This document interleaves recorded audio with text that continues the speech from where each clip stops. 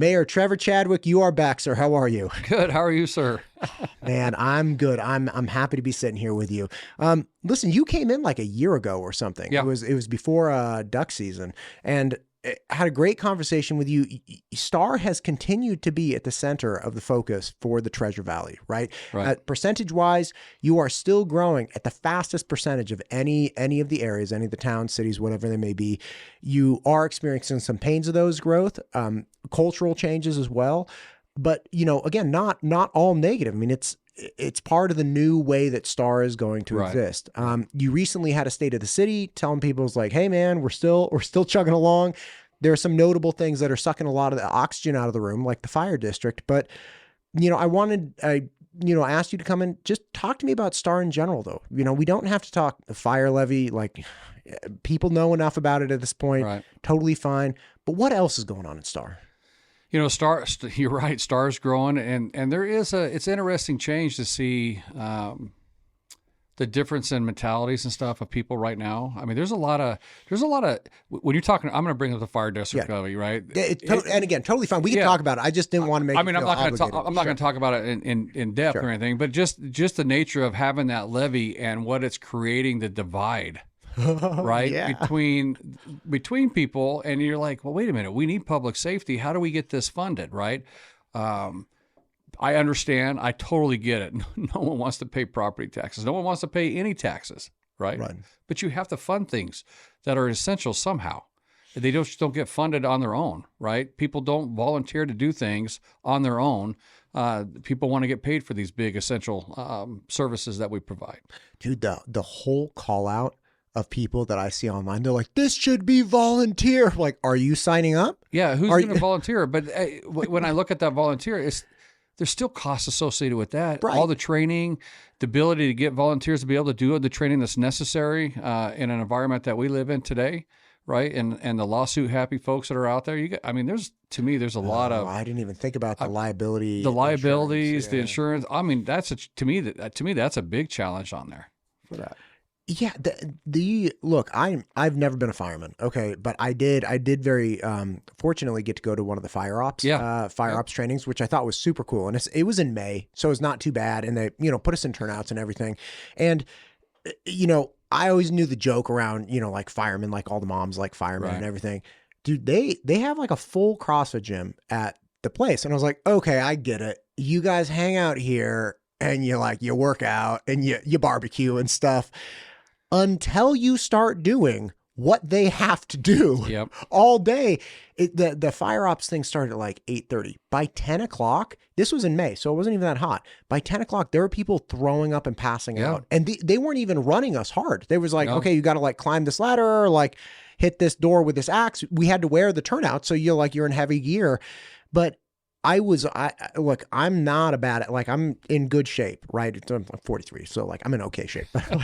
I'm in good enough shape. I'm in the shape of a pear, so. Yeah, okay. So, there we go. We're all in different shapes. We're all different shapes.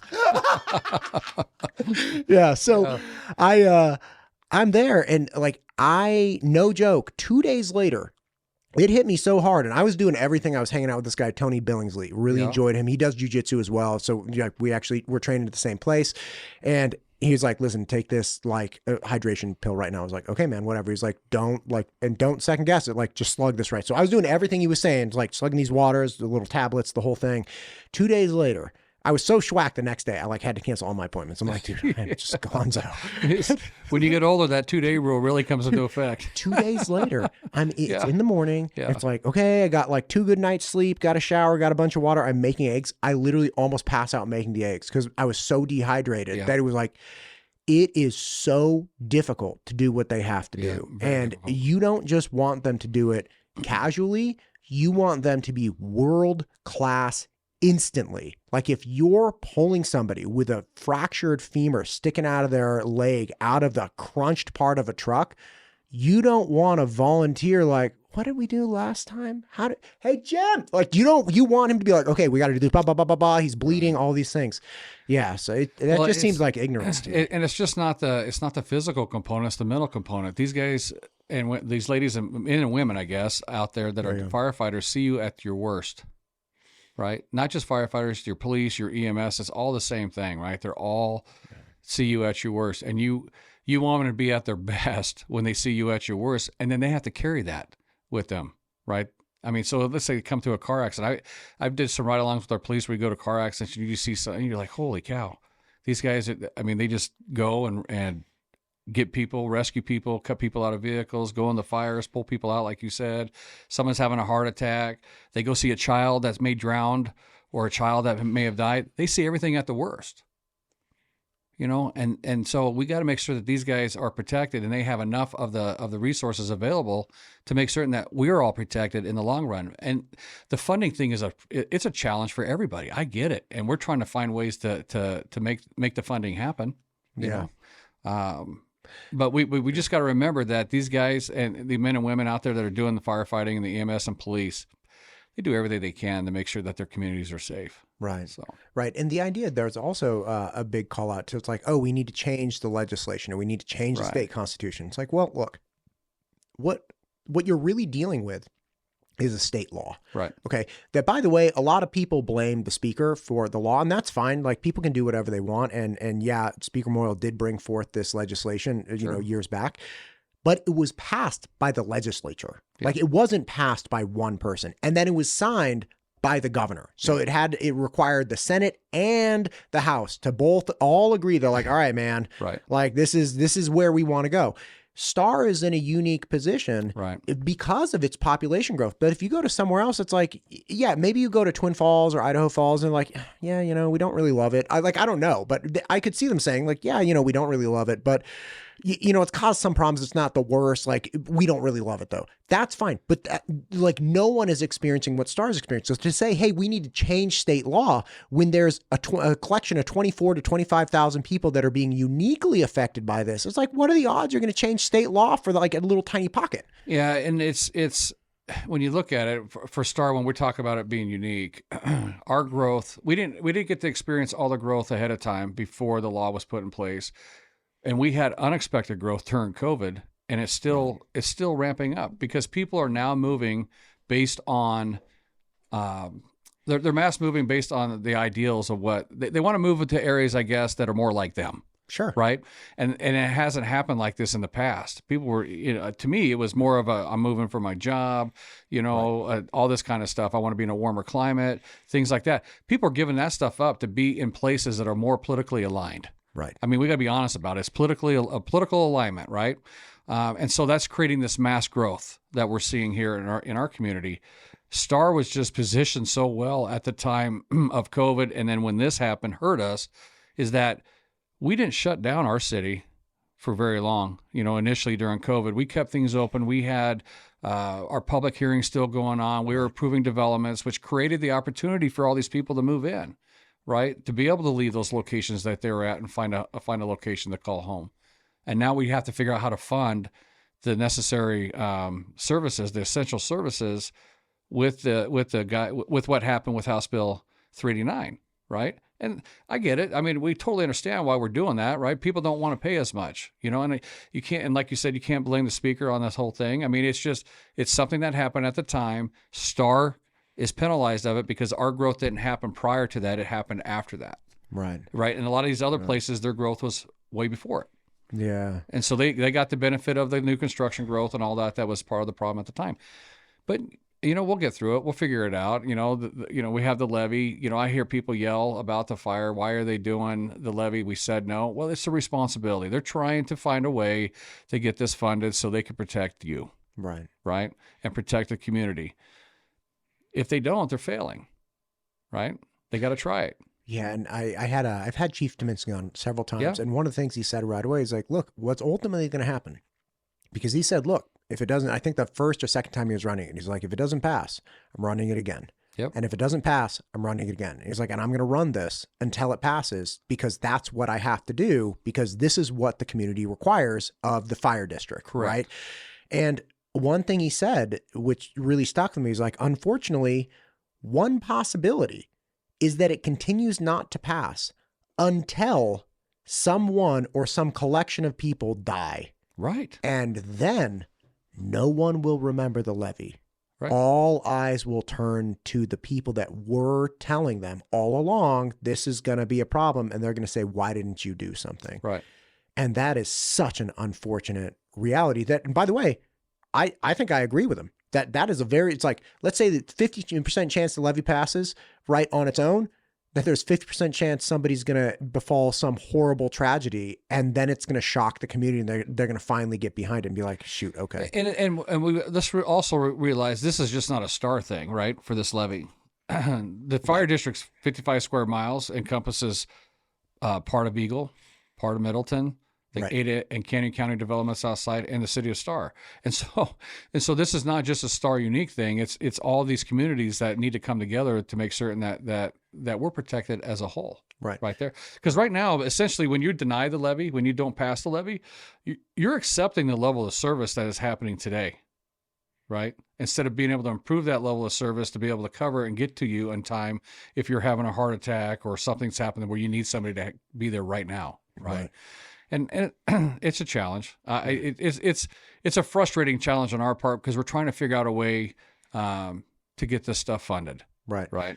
You know what's interesting? There's an argument for the levy over the inevitable rise of insurance premiums that I hadn't thought about until recently. And then some people, I actually called Director of Insurance Dean Cameron yesterday. He's going to come on in a couple of weeks to chat about insurance in Idaho. But at the end of the day, it's like, hey, man, you can continue avoiding the extra $100 or whatever you want on your property tax. I don't know what it might be for people. But again, let's be clear. In 2020, it was twice as much as it is now. Correct. Right. Yeah. So like your taxes have gone down because of the growth. And that's factually accurate. Right.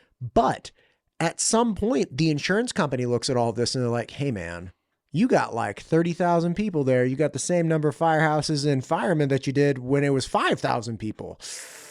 I'm going to have to go ahead and ratchet up that insurance. And by the way, when they turn up your insurance, you get nothing. You get nothing in return. It is just charging you to promise that they'll show up if something bad happens. You don't get enhanced service. You don't get more fire trucks. You don't get, quicker response times. You don't get anything. You just get a higher bill. Right. So you're going to pay one way or another eventually. The ISO rating, I think, is important on that. It really is. Man. Yeah. And it's one way or the other, I think everybody's going to end up paying for it, whether it's higher insurance rates or you pay for it on the back end for property taxes right now. That's the only, and the sad thing, that's the only mechanism we have right now to fund fire. Right. And when you're saying, and you're exactly right, people say, well, we need to change the legislation. Well, we have been trying. We've been trying to change stuff. It takes the collective of the people to help change this stuff, right? It can't fall on just the city, the fire departments, the EMS departments, the police departments. They don't all listen to us. Right. They listen to the citizens, right? And so help us change that. I mean, that's the key. You need to be out there being that voice and help us change it. Is there any legislation being considered to modify 389? I know we've tried to modify portions of 389 to help this out. I know Speaker Moyle looks at a lot of different things to see what he can do with that. I just don't know what the appetite is right now for that. The appetite hasn't been very good to make modifications to it, but we could look at different legislation possibly to help fund this, like the Public Safety Improvement District stuff that we've talked about a little bit. Where you put the burden of that growth or of the funding growth on the new residents that move in. But there's a lot of logistics we have to figure out on that and legalities on if it's something that we can do based on our state constitution, right? And that's the challenge that we're facing right now. Yeah, man. I mean, we're kind of in this, we're in this pickle right now, on that aspect of it. So. But what I find very interesting about Idaho, and again, I've been here for almost 4 years, so I'm not saying as like a 27th generation Idahoan. What I find interesting and a reason for optimism is I actually believe Idaho is going to figure this out. Like I have been blown away by Idahoans' capacity to stare at a problem that has no solution, that has to do with government, that has to do with laws, that has to do with real fundamental problems, and like just kind of stare at it and like poke it and deal with it and come together and like, okay, I think we figured this out. Like, I think we can do this. And I have not seen that in any other way. And Idaho government entities coming together and being part of the solution. Where it's like everybody says government can only, it was like, okay, yeah, but there are notable examples of like, oh, they did something good. Like, can we just give credit where credit's due at some point? Yeah. There's many of us that are. I mean, you're terrible, but like everyone else, I'm terrible. Yeah. No, there's a lot of different groups coming together to try to make this thing work, right, and try to get it resolved. And it's just one of many things based that we're dealing with on all the growth that we've seen in our entire state and our entire valley, right? Yeah. The growth. The roads is one of them. Yeah. Roads is huge. Can you talk to me about this? So I found out recently that very fortunate to interview Nancy Merrill. She's running for a city council of Eagle, but I wanted to talk to her a long time ago because she was one of the real pillars of what built Eagle up to what it is. Obviously mayor and city council from back in the day. The first park I went to in Idaho. That's Merrill Park? Reed Merrill Park. Or Reed Merrill Park. Reed Merrill Park. And I was like, this place is awesome. And there's a chicken. Yep. And then he was like, so I've always wanted to talk to her about the history of Eagle. She came in. I didn't know, and of course you do, but I didn't know that the existing iteration of 44 was this bypass that was like everybody used to have to go through downtown Eagle. Correct. And that stopping that traffic through there allowed for, first, the greater east to west transportation. That's clear. Right. But it also allowed downtown Eagle to become this historic area where it's like, okay, this is the old pharmacy, or this is the old whatever it might be. Other areas are struggling with this as well, right? Middleton is talking about it. What is the state of STAR's transportation or plans? So let's go back to that bypass. Sure. STAR had an opportunity to do that bypass at the same time that Eagle did, and STAR chose not to do it at that time. The leadership did, and that's created us challenges today. We don't have an opportunity for a bypass anymore through STAR. And it just can't happen. It just can't happen. There's no way to do a bypass where. At the time, back in the day, there was everything was open, just like over there in Eagle. Sure, and you could put that bypass in. Now it's cost prohibitive. Now it's cost prohibitive because of the amount of properties that you're going to have to buy and all that kind of stuff to do that. No. So for us, we have said we're looking at alternatives. We have worked with. I brought up to Compass, our metropolitan planning organization, about a year ago, last April. Myself, Middleton, Highway District 4, ACHD, and ITD have all been discussing a little bit about a new highway north of town, right? That connects Highway 16 to Interstate 84.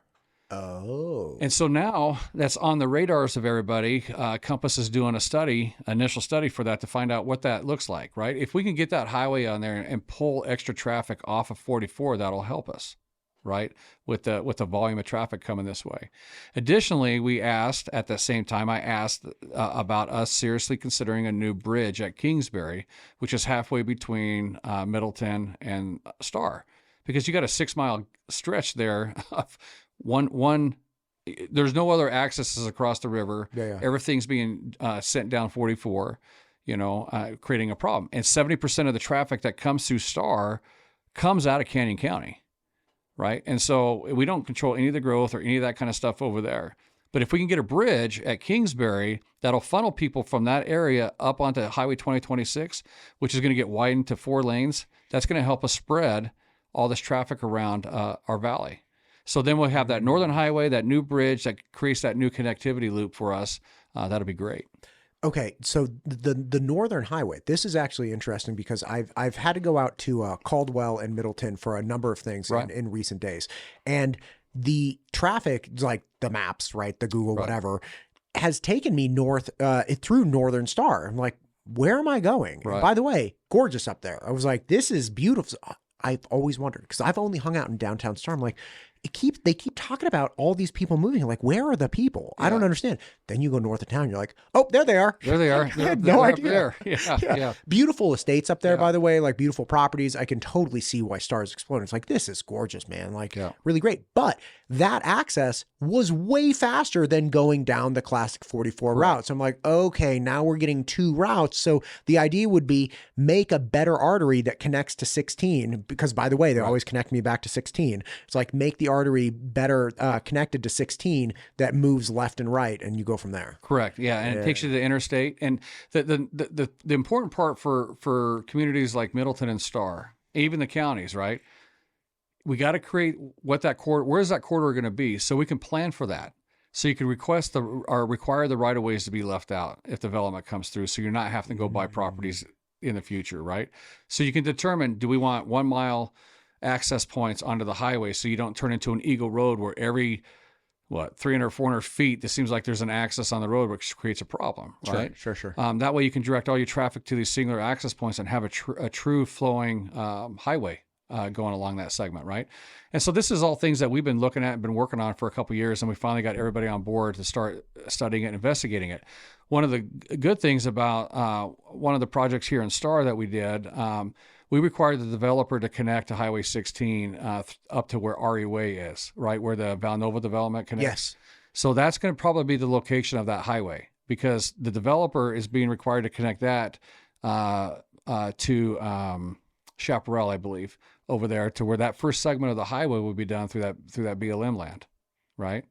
And now we just have to get from the Chaparral area to the interstate. Great. We can start solving our own problems here by creating these avenues to get people in and out of our communities pretty easy. When you say you guys have been studying this, Star doesn't get to tell ACHD or ITD what to do, right? But Correct. it can say, hey, man, this is our plan. Right. Please observe our plan, and let's kind of work, because you're going to totally hose us if you run something right through the middle of our plan, right? Right. And so what we've done, the city of Star has an economic corridor access management plan, which we call our ECAMP map. Okay. That shows different roadways and networks that we want in our community, like connecting different roads, adding this highway to the north, a bridge at Kingsbury. All that is on our plan. So we've been pushing forward with that. We get ACHD has adopted our plan. So that's things that they're looking at when they approve developments, because we don't approve anything on the roads, right? Right. We have that very unique scenario here in Ada County where ACHD takes care of the roads for all the big cities here, all 6 cities and all the county, right? It's like 5,500 lane miles or some crazy thing like that they have to deal with. And so we can't just say we're going to build that road. It has to go through them to get that road done, right? Same thing on Highway District 4 on the other side, right? We have them adopt our road, what we want in our road network, and Highway District 4 helps us out in the city of Star since we don't have our own road department. Gotcha. Right? Middleton has their own road department, which they can approve their stuff there. Anybody in Canyon County can, but just not the Star part of Canyon County does not do that. Gotcha. Yeah. Okay, so you guys come up with the economic corridor map that you have, and the ACHD is like, okay, we'll adopt this, as in we kind of approve and we will work towards these things. We'll work towards these things. It's not necessarily the priorities or anything like that. We have to still list the priorities in those 5-year work plans to try to get stuff done. Yeah. And that economic plan is one of the key pieces to attract additional localized commerce, right? Because then if businesses know, like, okay, this is going to be a heavy car or foot traffic area, this will not. So if I'm doing something that's a little bit more industrial based, I don't need to be near the people, right? I can be a destination. Or if I'm doing something like Sea Salt Creamery, I need people to see me. I need to be right here. Right. So that allows, and if you can stick with that plan, that allows businesses to make investments and take a shot in an area, as opposed to, we think this is, like I was talking to somebody from Middleton yesterday, Ray Waldemate. Okay. Yeah. And he was saying that they had changed he's on planning and zoning. He was like, we've changed our comprehensive plan like a dozen times over the last 5 years. And the problem is, every time you change it, the businesses are like, okay, wait, how does that affect? Or potential businesses are like, wait, what do we do now? Like, do we keep going forward? Do we continue looking at? Right. And that uncertainty really drives away, or at least makes people very cautious about engaging in commerce in Middleton. Middleton obviously has a real problem, because they're like, look, we're 95% of our revenue comes from residential tax base. Only 5% comes from commercial. We're trying to get 70-30, and attracting that last 25%, essentially 5xing the existing amount of economic activity there and tax revenue. It's like, you're not going to be able to do that unless you give continuity. And you're correct in that. You bring that up. So Star used to be, I think it was 96.4 when I started out, somewhere in there. How long ago was that? 2020 as mayor. We're down to about 86.14 on the tax burden. So we've increased our commerce quite a bit to help take that burden off the residential area. That's fantastic. Yeah. That's like 3x. Yeah, and so with plans like this that myself, the council, and our amazing, we have great committees too. We have a transportation committee that has residents of Star that help put these things together. all this stuff is worked on by all of us, and then we get the different agencies to help adopt that. It helps drive us to our economic success, I think, in our community. That's awesome. What else can be done to keep driving that, right? Because like, here's the thing, I didn't understand the concept of bedroom community until I moved here. And then people explained it to me. There was this big snafu about a 3-story building in downtown Eagle, right at the end of 2022. And they were applying for a height exemption, and people got really upset about it. They're like, this isn't appropriate. And, I put out like a small piece of content. And I wasn't saying I was for or against it. I'm not even an Eagle resident, right? I was like, hey man, like this is just information coming out. And somebody got a hold of me and they're like, look, you don't understand. If we don't get commerce here, we will be beholden to either the growing economy, which it's not always going to grow. It's going to contract at some point. And we will be beholden to the like impact and mitigation fees that if we don't get for some reason, because construction slows down and we have a problem in the city, we won't be able to fund it. Like we need the base tax load from commercial. It's like, okay, got it. What else can be done? Right? Like what can STAR do? Do you guys go and hunt down businesses? Do you like... So that's a great question there. I've had a lot of people ask that, but we don't go hunt businesses at all. I don't hunt them. We're very pro-business, right? Very business friendly, and the business community has seen that. We're very active in our chamber and the Boise Metro Chamber, just to try to make certain that the business world sees what's going on, right, in our community. And we provide the opportunities with our planning, right? Our comprehensive plan shows these areas that are slated to be commercial, right? Sure. And we help. I always encourage people, whether it's an outside business or a homegrown business, everybody wants homegrown. Great. We're trying to get the homegrown businesses in there, but it's going to take some of these bigger guys to create some of these buildings and facilities for these homegrown businesses to be successful. Yeah, you need a magnet. You need a magnet. Like, get the magnet and then 5 or 10 homegrown businesses around the magnet, but the magnet's pulling them in and then they're going to stop and get your milkshake. But at the same time, it takes those individuals to create the facilities because people don't have $1.5 million in the bank to go build a building, right? That's 5,000 square foot or 3,000 square foot, whatever that size is, right? They need these spaces that they can lease to grow their business to eventually, hopefully, move out into their own location. And we're starting to see that, right? I have 45,000 square foot of retail space that's perfect for homegrowns. That's starting right now. Down there by Albertsons. Yeah. 27 different storefronts available for people in our community to jump in and start whatever that looks like, a boutique, we already have Seesaw. We don't need another one. Seesaw's the best, man. How about a 9th pizza place? We don't need no more pizza. I get yelled no more pizza. I get yelled out about pizza, but you know what? I'm always about, the market's going to dictate what people are going to have. You only have the number of pizza places you have because everybody wants pizza here. Sure. Right. I mean, that's the market. What's the best burger place in Star? The best burger place? Maybe you can't answer this, but give me top 3 burger places. Well, there's not a ton of burger places. This is the problem, right? This is but the we're going to get Mayor. that. We need more burger. Everybody trashes on In-N-Out. It's like, that's fine. Name your favorite burger spot. Nobody can do it. Well, I'll tell you. So you have the Rare Steakhouse has burgers. They're good. Tap House has burgers. They're good. Awesome. Sully's has burgers. They're good. Yeah. Right. I mean, those are the primary burger places. Let's do a burger crawl. Crawl? Let's get 3 restaurants that want to participate. Let's do a burger crawl. We'll go to all 3 in one day. Right. And just slam. You like burgers? I love burgers, man. I'm a burger guy. Oh my God. But my mouth is watering right now. So since I've lost weight, though, I don't eat it with the bun. I put a cheese shell. Dude, it's great. I'm gluten-free. I'm a loser. Yeah. So we'll go do a cheese shell.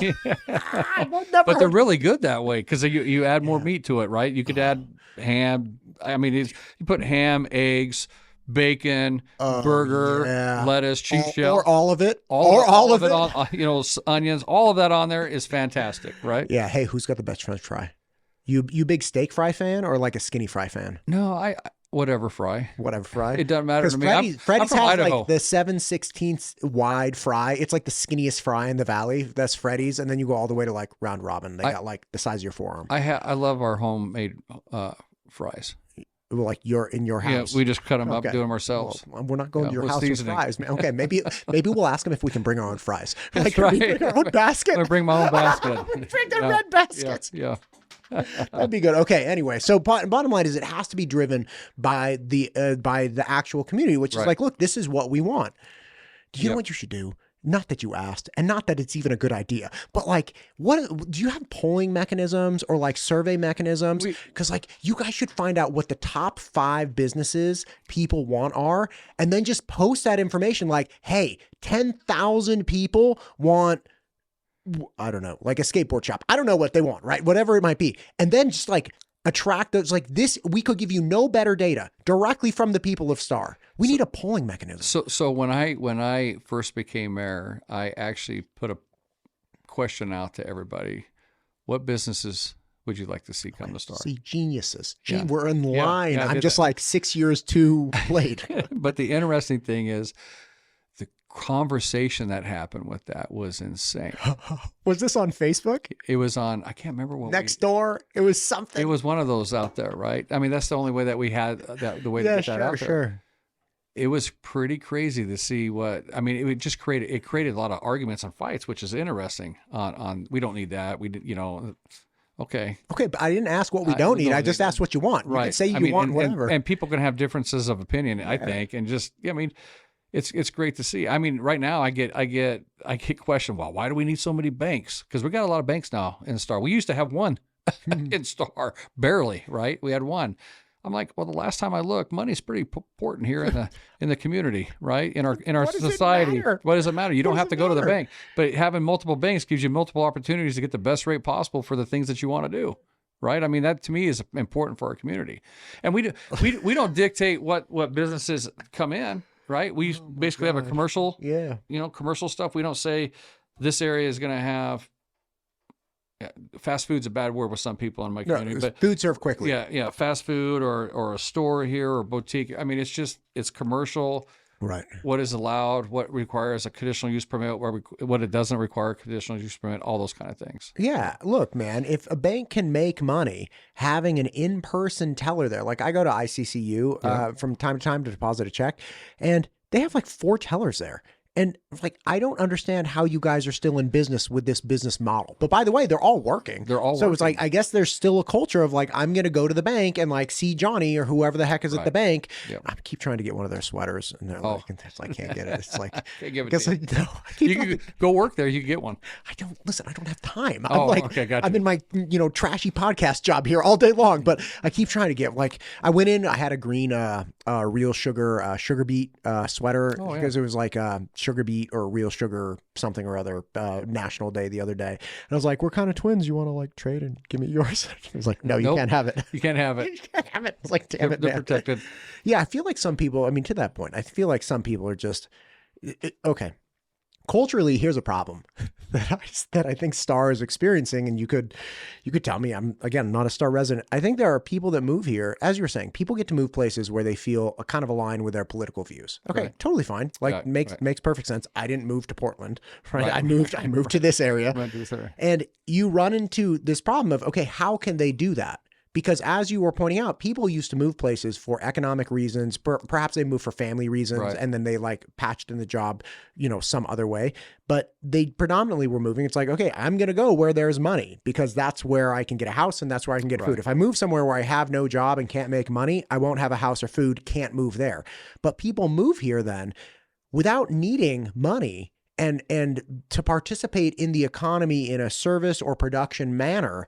And that changes their relationship to the community. It changes their connectivity with the community. It changes their understanding. If you move here because you're working in manufacturing, you're working in ag, you're connected to the ground. Like you're connected to the earth. You're connected to the systems that support everything. If you move here and you do online sales and you just got a nice house and that's it, and that's all you know of the area because like your friend said it was a cool place to move, like you don't know anything about the area and you're not connected to it. Like. I think it takes a while for that they get connected. I think they get connected. It just takes a while. How do they do that? I guess for me, for like City of Star, we do tons of community events. That's you know what I mean. You bring the community together. Between our hometown celebration, which is awesome. We have concerts in our park. We build these park facilities. We build these like pickleball court stuff, and people are coming together as community and discovering who each other is. and starting to get engaged. It just takes a little longer, I think, right? But it takes these different events like that to pull people out to get them together. I didn't know you guys did like concert in the park stuff. Yeah, we do. We do several, I don't know, 5 or 6 concerts in the park. You know, the Southwest Idaho Business Alliance and Star helps sponsor that. Oh, that's awesome. We get food trucks and stuff. It's down at the River House. We have different bands that select from the valley that come in and play on the back patio porch, the big deck that we have, and then the grass is just packed, and it's free. It doesn't cost anybody anything. They just come, they enjoy it with themselves, their families, they dance. We have different vendors there, wine vendors, food vendors, things like that. And, you know, they get to know each other. And I think it's great. I think it helps build that community that we have, even with the folks that are doing different kinds of online work. Yeah, whatever their economic engine is, you know, retired, whatever, doesn't matter. Yeah. But they get that sense of community. Dude, I need to get out more. I need to get out. Yeah. Like, I don't go to those things. I just like, last time I went to a concert in the park, it was a Journey cover band, which was actually really good. Yeah. But it was like 2018 or something. And I was like, wow, man, they can really jam. Like, I won't stop believing. Like, this is great. This is really good. You know, Dana in my office there works with SWBDA, and they really get this all dialed in, and it's so fun. Dude, tell Dana next time they get like the 26 concert schedule lined up, I want to talk to Dana. Like, let's have her come in, because I'd love to help you guys, again, get the word out on those. Well, actually, it's free, so I don't know if you guys really want more attendance than you already have. But food trucks would be happy. Food trucks would be happy, but the more people, the merrier. It's just enjoy it, right? It's right next to our Freedom Park, which is an awesome park, you know, over there, and it's cool. It's just fun to see. It's even though we have our challenges and our moments that we're bickering, you know, on these different things, we still do a good job, I think, as a community of coming together at the end of the day. Look, to that point, how many, and again, as mayor, how many times have you seen people in person arguing with each other? Like, how many times have fights broken out at like Freedom Park where people are like screaming at each other about their political views? I don't see that in person. You see it all online. That's the point. That's the point. And but when you get together, you realize, it's like for me, right? I see people that sometimes go after me that I've never met online. I invite them to sit down and talk. Right. Let's have a conversation, man. Let's find out. Let me tell you what's going on. Let me find out why you feel this way, and let's see if we could come to some common ground on that, right? I think that's important. You know, it's better to do it in person all day long than on keyboard, because keyboard, it's too easy to hide behind, and you know, most people won't insult somebody face to face. I mean, it's honestly, it doesn't happen that way too often. Right. When you and I first met, we were chatting about, I remember the Star Cafe, right? It was like awesome. And I so appreciated going there, because I was there just the other day. Fantastic. Really enjoy it every time I go. And you really get a sense when you walk in there, like, okay, this is where I moved. Like this, just everybody calm down. Like, this is it. These are good people. The food is quality. The decor just really takes you back. You're like, all right, put the phone down. Just look at the person you're sitting with first. Yep. And if you're sitting by yourself, you know, like, enjoy it, look around, head up, just experience this moment. And I was really worried, you know, and I think I even mentioned too, it's like, is that what we need for the transmission of the culture? Because the people moving in, like I was once a new arrival, very anxious, very, you know, naive about the culture and the community and what was happening here. And I was like, is that it? Is it like, do we need a bunch of like Star Cafes? Like, is that what we really need?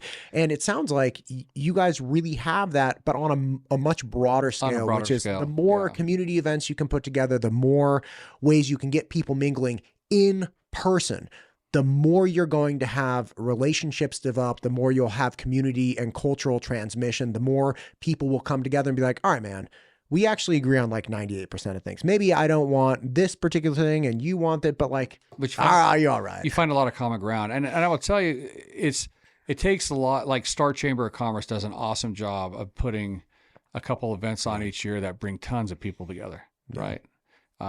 So it's a combination of us as a city, the chamber, the business community out there, other private organizations, nonprofits and stuff that do all these different things to try to get folks out there to engage and interact with each other. And I think that's what really builds the community.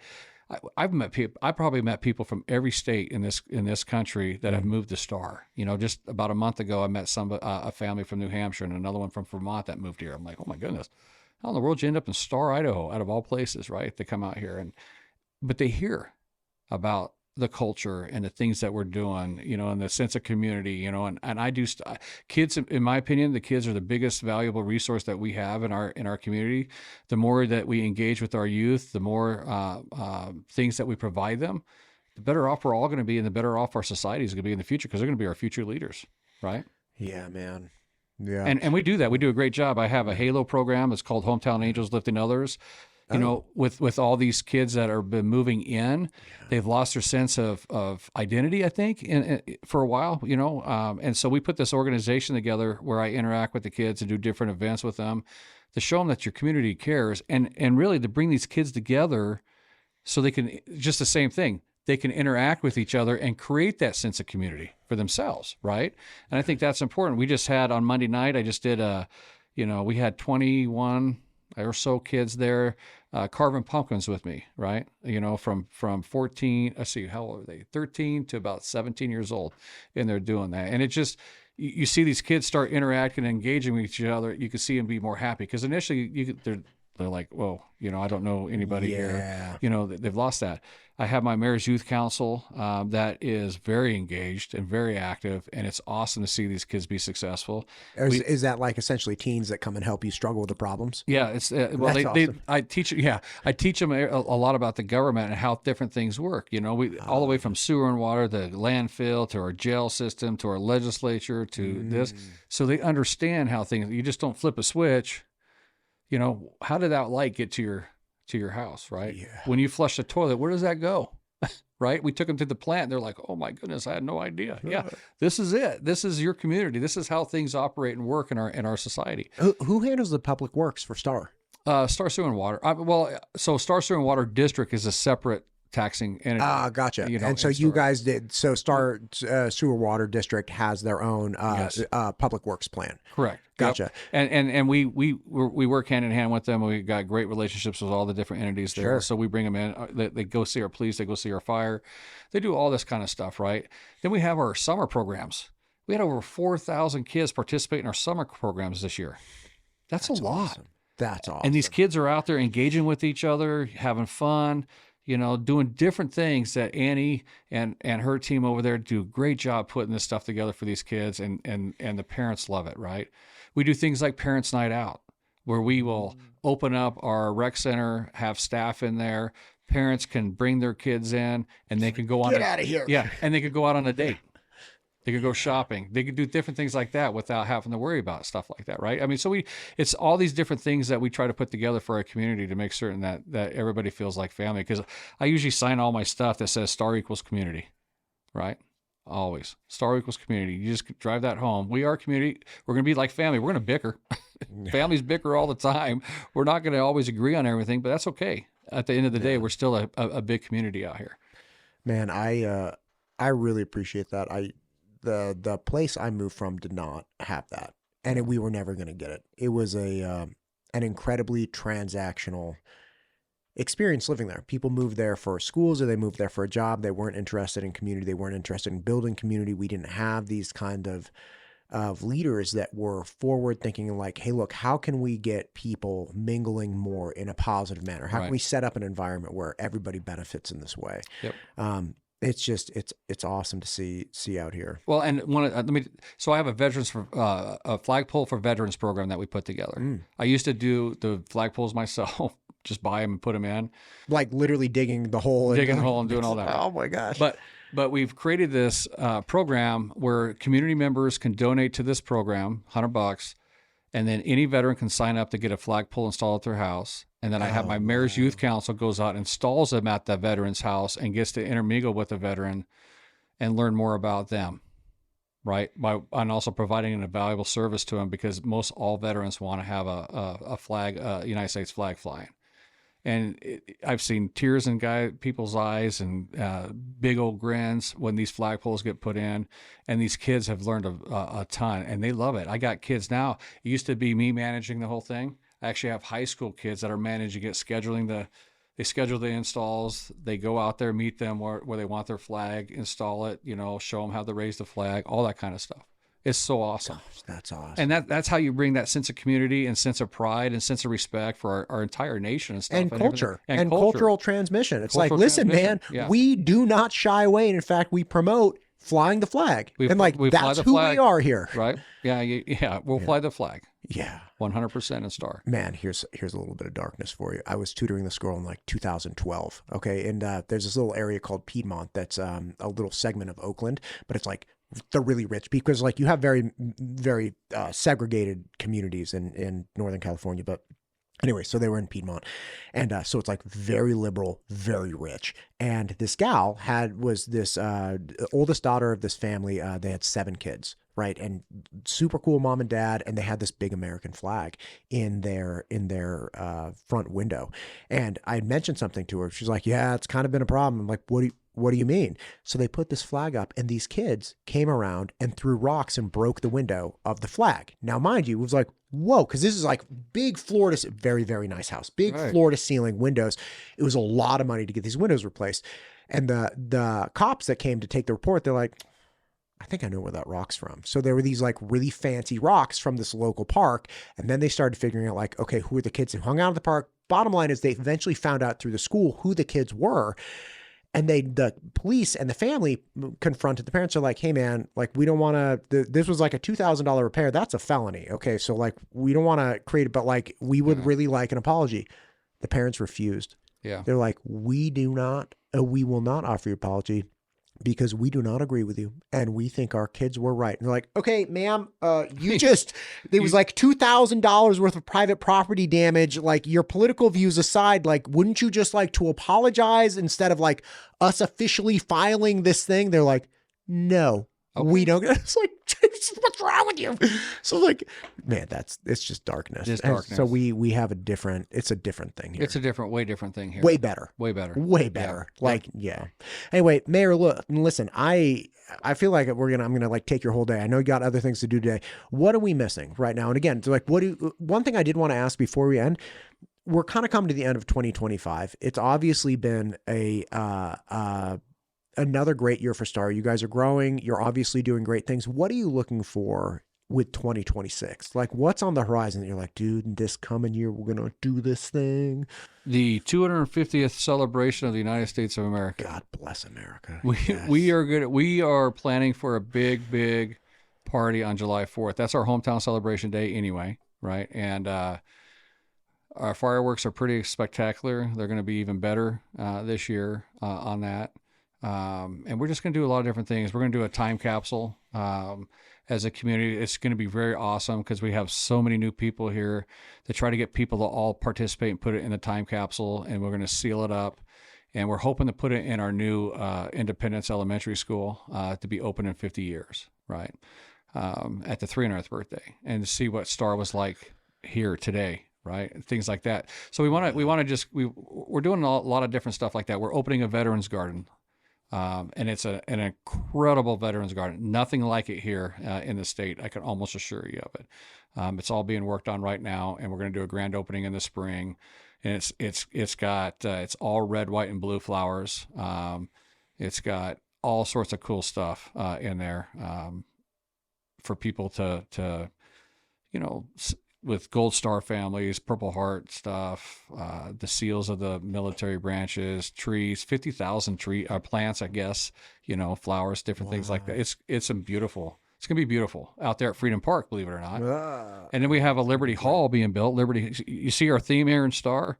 Freedom Park, Liberty Hall, Independence Elementary, the Veterans Garden. We have Liberty Hall, which is helping keep with our history.